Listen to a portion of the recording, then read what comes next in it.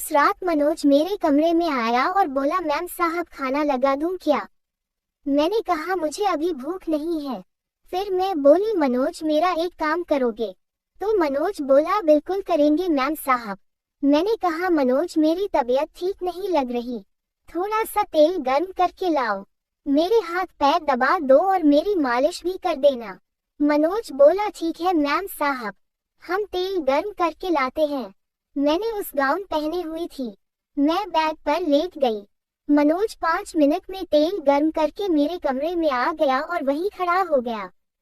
मैंने अपना गाउन घुटनों तक उठा दिया और कहा, मनोज मेरे पैरों को तेल लगाकर मालिश कर दो।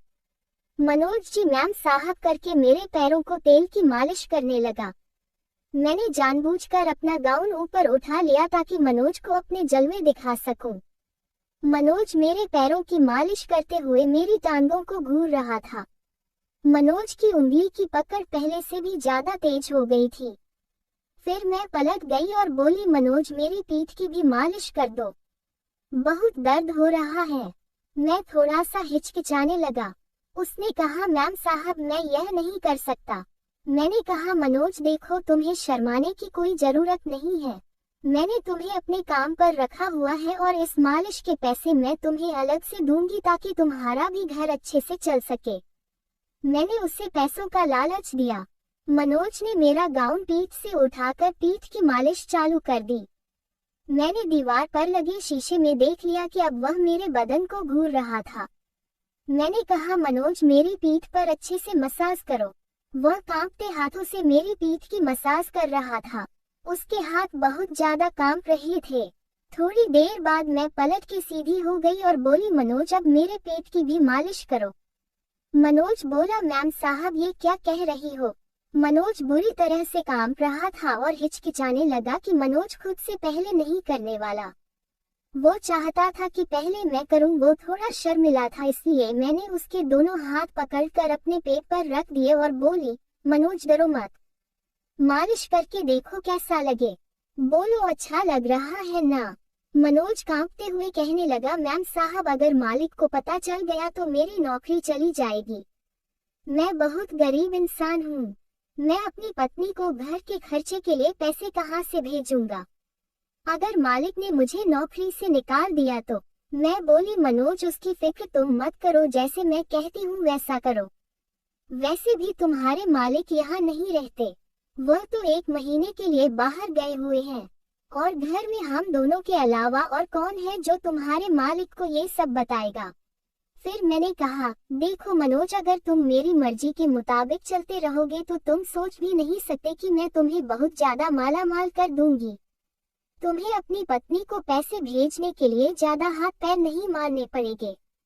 तुम बस मेरी इच्छा को पूरी करो और अपनी पत्नी और परिवार की टेंशन लेना बंद कर दो। मैं हूँ ना तुम्हारे साथ, मैं सब ठीक कर दूंगी और तुम्हारे परिवार का सारा खर्चा मैं खुद उठाऊंगी।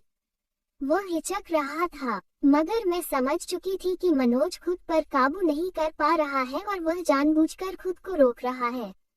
मैंने मनोज से कहा, मनोज मैं अपने पति का प्यार पाने के लिए बहुत बेचैन हूँ और तुम भी अपनी पत्नी का प्यार पाना चाहते हो, तो क्यों ना हम दोनों एक दूसरे को वह प्यार दें जिसके लिए हम दोनों तड़प रहे हैं। मना मत करना मनोज, वरना मैं जी नहीं पाऊंगी। यूं समझ लो आज की रात मैं ही तुम्हारी घरवाली हूँ और तुम्हारा मुझ पर पूरा अधिकार है।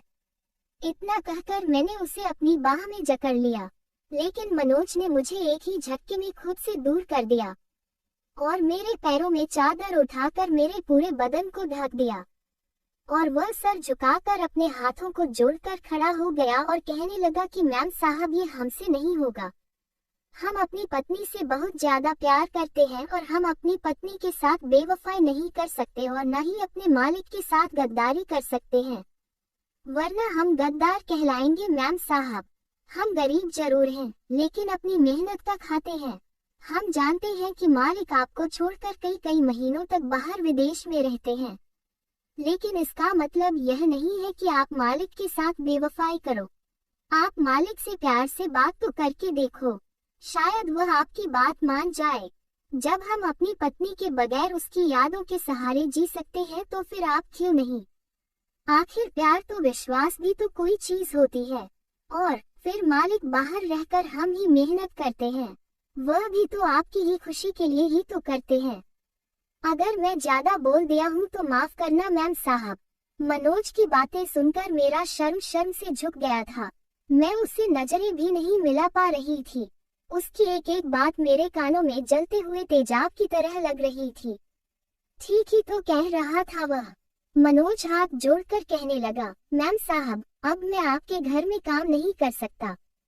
मैं कल ही यहाँ से चला जाऊंगा और कोई दूसरी नौकरी तलाश करूंगा। मैंने मनोज से कहा, ऐसा मत करो, मैं अपनी गलती के लिए बहुत ही शर्मिंदा हूँ। तुम क्यों नौकरी छोड़ रहे हो? तो मनोज ने कहा, नहीं मैम साहब, अब हमारा यहाँ से चले जाना ही अच्छा होगा, क्योंकि जब जब हम आपको देखेंगे तो शायद हम अपने से नजरें नहीं मिला पाएंगे और न ही आप हमसे नजरें मिला पाएंगी। ओ मैम साहब, आप भी जवान हैं और हम भी जवान हैं, कहीं हम बहक ना जाएं।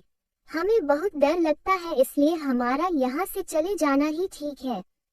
मैंने हाथ जोड़कर मनोज से माफी मांगी और कहा, मैंने जो भी गलती की उसके लिए मुझे माफ कर दो। मनोज, मैं थोड़ी देर के लिए बहक गई थी। पता नहीं कैसे मेरे दिल और दिमाग में शैतान ने कब्जा कर लिया था। मनोज ने कहा, मैम साहब, आप हमसे माफी ना मांगे। इस उम्र में इंसान से कभी कभी गलतियां हो जाती हैं और आप मालिक से बातें करें, सब कुछ ठीक हो जाएगा। इतना कहकर अगले ही दिन मनोज अपना सारा सामान उठाकर हमारे घर से हमेशा हमेशा के लिए चला गया। जाते जाते मनोज ने मुझे माफ तो कर दिया था, लेकिन मेरी गलतियों की वजह से बेचारे गरीब मनोज को इस नौकरी को छोड़ना पड़ा। मैंने अपनी गलतियों की वजह से एक अच्छे और भोल भाले शरीफ नौकर को खो दिया था। तो दोस्तों, ये थी आज की कहानी।